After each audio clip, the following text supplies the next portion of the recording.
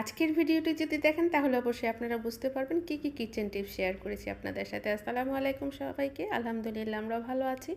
আশা করি আপনারাও ভালো আছেন। যে যেখান থেকে দেখছেন সম্পূর্ণ ভিডিওটি দেখার জন্য আমন্ত্রণ রইল। ফেসবুক থেকে বা ইউটিউব থেকে যেখান থেকে দেখেন একটু লাইক কমেন্ট সাবস্ক্রাইব করে কিন্তু আমার পাশে থাকতে পারেন। যাই হোক, প্রথম টিপসটা হচ্ছে এখানে আমি যে বেসনগুলি নিচ্ছি এই বেসনগুলির মধ্যে কিন্তু আমি আগে থেকেই হলুদ, মরিচ, জিরা, ধনিয়া সব গুঁড়া মশলাগুলি মিক্সড করে বক্সে ভরে রেখেছিলাম। তারপরে দিয়ে দিলাম চালের গুঁড়ি আর এরপরে দিয়ে দিলাম লবণ আর এখন দিয়ে দেবো বেকিং সোডা। এই বেকিং সোডা আর চালের গুঁড়িটাই কিন্তু আপনার আলুর চপটাকে বেগুনিটাকে অনেক বেশি ক্রিস্পি করবে। যদি বিশ্বাস না হয় একদিন ট্রাই করে দেখতে পারেন।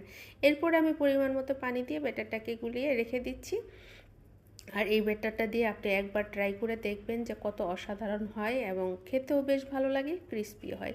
দ্বিতীয় টিপসটা শেয়ার করতেছি। এখানে আমি বেশ কিছু ডাল আর অল্প পরিমাণে পোলাওর চাল দিয়ে এগুলি ভিজিয়ে রেখে ব্লেন্ড করে কিন্তু আমি এভাবেই ভাগ ভাগ করে ডিপ ফ্রিজে রেখে দিয়েছিলাম। তাতে করে হয় কি, যখন যতটুকু প্রয়োজন পেঁয়াজু ভাজার জন্য আমি জাস্ট একটা টুকরো বের করে রাখি, যখন নর্মাল হয়ে যায় প্রয়োজনীয় উপকরণ মিলিয়ে কিন্তু আমি পেঁয়াজুটা ভেজে নিতে পারি।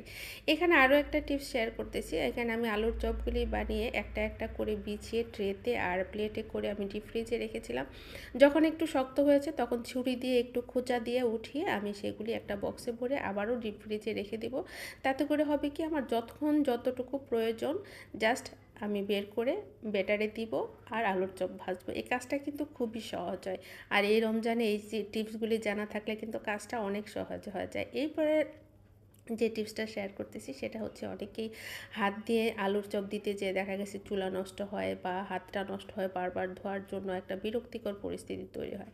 আর আমি কিন্তু বরাবরই এইভাবে কাঁটা চামচ দিয়ে দেই। কাঁটা চামচ দিতে হবে, কিন্তু আপনি যদি টেবিল চামচ দেন তাহলে কিন্তু আবার জিনিসটা অন্যরকম হয়। বাট কাঁটা চামচ দিলে নিচের যে ব্যাটারটা এটা বেশি পরিমাণে লেগে থাকে না, যতটুকু প্রয়োজন ঠিক ততটুকুই কিন্তু আলুর চপের গায়ে লাগে।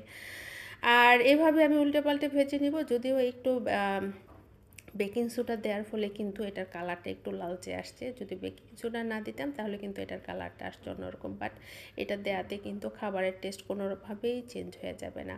আর গত বছর আমি কিন্তু এই ভিডিওগুলি দেওয়ার পরে এক আপু আমাকে একটা ব্যাড কমেন্টস করেছিল। আমি যখনই এই ইফতার ভাজিয়ার ভিডিও বানাই আমার সেই আপুর কথা মনে পড়েছে। আচ্ছা বলেন তো, এই যে এখন যে টিপসটা শেয়ার করতেছি সেম টিপসটাই আমি একটা রিলসে ছেড়েছিলাম আর একটা আপু আমার সাথে একটা ব্যাড কমেন্ট করছিল। আপনাদের কি মনে হয় এখানে ব্যাড কমেন্টস করার কিছু আছে? যাই হোক, আসলে যার যার যেমন মন মানসিকতা, যখনও ভিডিও বানাতে আসে আমার সেই কথাটা মনে পড়ে যায়। আর এখানে দেখতে পাচ্ছেন পেঁয়াজগুলি কিন্তু আমি চামচের সাহায্যে দিলাম। আপনারা বলবেন হাত দিয়ে কি দেওয়া যেত না? হ্যাঁ, দেওয়া যেত।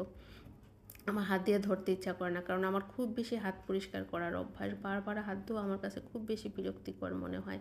আর এইভাবে চামচ দিয়ে দিলে হয় কি, একটু আঁকা বাঁকা হয় জিনিসটা, কিন্তু খেতে ভালো হয়, ক্রিস্পি হয়, কারণ কোনাগুলি এদিক সেদিক বের হয়ে থাকে। সম্পূর্ণ ভিডিওটি দেখার জন্য ধন্যবাদ।